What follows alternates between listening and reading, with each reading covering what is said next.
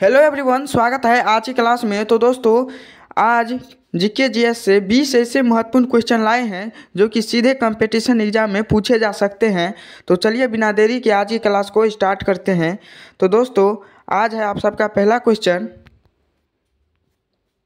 एक वर्ष में कम से कम कितनी बार संसद की बैठक होना आवश्यक है? दोस्तों, एक वर्ष में कम से कम कितनी बार संसद की बैठक होना आवश्यक है? तो इसका सही जवाब होगा ऑप्शन डी, 2 बार। दोस्तों, एक क्वेश्चन बीपीएससी 2013 में पूछा गया था।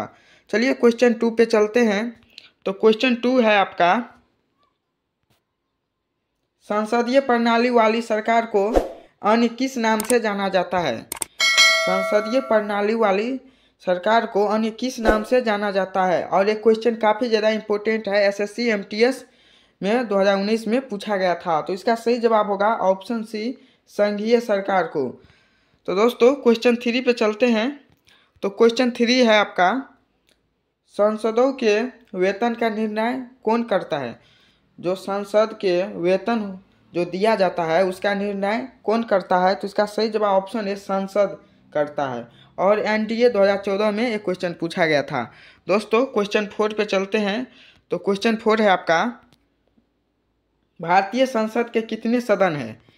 भारतीय संसद के कुल कितने सदन हैं?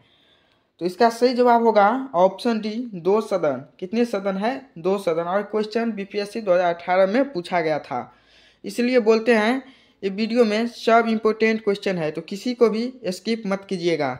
चलिए क्वेश्चन 5 पे चलते हैं। क्वेश्चन 5 है आपका, इस समय भारत में सबसे बड़ा तेल शोधक कारखाना निम्नलिखित में से कहाँ है?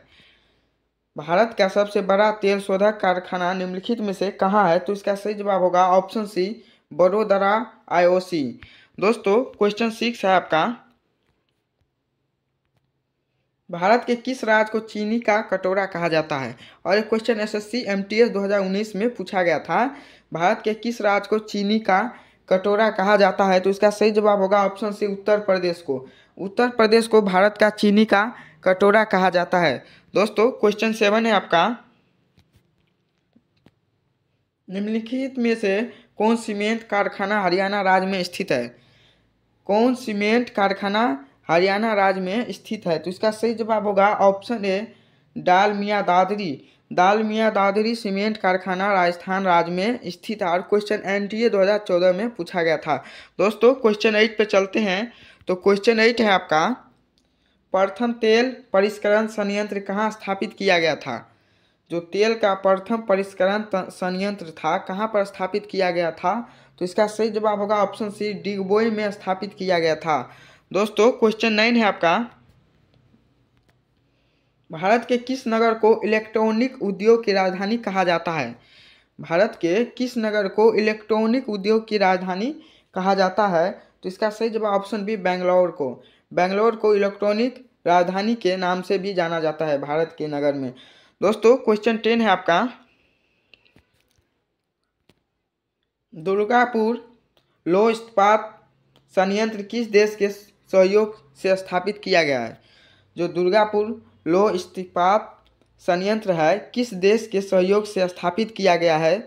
तो इसका सही जवाब होगा ऑप्शन सी, ब्रिटेन देश के सहयोग से जो दुर्गापुर लौह इस्पात संयंत्र है वो स्थापित किया गया है। और क्वेश्चन एसएससी सीएचएसएल 2016 में पूछा गया था। दोस्तों, क्वेश्चन 11 पे चलते हैं। तो क्वेश्चन 11 है आपका, नागरिकता प्राप्त करने और खोने के विषय में विस्तार से चर्चा कहाँ की गई है? नागरिकता प्राप्त और खोने के विषय में विस्तार रूप से चर्चा कहाँ की गई है? तो इसका सही जवाब होगा ऑप्शन ए, 1955 के नागरिकता कानून में। 1955 के नागरिकता कानून में नागरिकता प्राप्त करने और खोने के विषय में विस्तार रूप से चर्चा की गई है। दोस्तों, क्वेश्चन 12 है आपका, कितने वर्षों तक लगातार बाहर रहने पर नागरिकता समाप्त हो जाती है? दोस्तों, ये क्वेश्चन काफ़ी ज़्यादा इम्पोर्टेंट है कि कितने वर्षों तक लगातार बाहर रहने पर नागरिकता समाप्त हो जाती है। तो दोस्तों, इसका सही जवाब होगा 7 वर्ष, ऑप्शन बी। 7 वर्ष आप किसी देश से बाहर रहते हैं तो उस देश का नागरिकता समाप्त हो जाती है। दोस्तों, क्वेश्चन 13 है आपका, एक वर्ष में कम से कम कितनी बार संसद की बैठक होना आवश्यक है। और ये क्वेश्चन काफ़ी ज़्यादा इम्पोर्टेंट है, बीपीएससी 2013 में पूछा गया था, एक वर्ष में कम से कम कितनी बार संसद की बैठक होना आवश्यक है। तो दोस्तों इसका सही जवाब ऑप्शन डी 2 बार। चलिए क्वेश्चन 14 पे चलते हैं। तो क्वेश्चन 14 है आपका, संसदीय प्रणाली वाली सरकार को अन्य किस नाम से जाना जाता है। संसदीय प्रणाली वाली सरकार को अन्य किस नाम से जाना जाता है। तो इसका सही जवाब होगा ऑप्शन सी, संघीय सरकार के नाम से भी जाना जाता है। दोस्तों क्वेश्चन 15 है आपका, सांसदों के वेतन का निर्णय कौन करता है। तो दोस्तों सांसदों का वेतन का निर्णय कौन करता है। तो ऑप्शन ए, संसद करता है। सॉरी क्वेश्चन 2 बार आ गया है। चलिए क्वेश्चन 16 पे चलते हैं। तो क्वेश्चन 16 है आपका, कौन सा राज्य सबसे अधिक प्रतिनिधि लोकसभा में भेजता है। निम्नलिखित में से कौन सा राज्य सबसे अधिक प्रतिनिधि लोकसभा में भेजता है।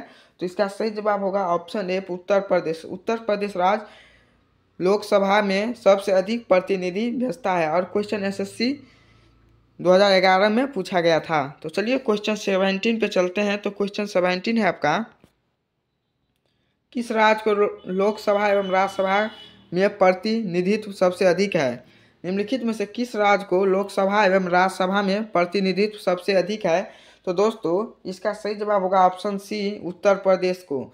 उत्तर प्रदेश को लोकसभा एवं राज्यसभा में प्रतिनिधित्व सबसे अधिक मिला है। दोस्तों क्वेश्चन 18 पे चलते हैं। तो दोस्तों क्वेश्चन 18 है आपका, किस वर्ष से भूतपूर्व संसद सदस्यों के लिए पेंशन की व्यवस्था लागू की गई है।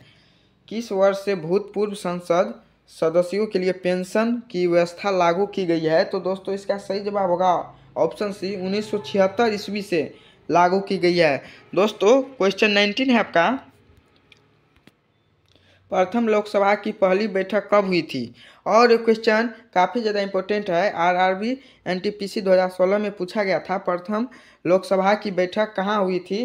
तो दोस्तों इसका सही जवाब ऑप्शन बी, 13 मई 1952 को हुई थी।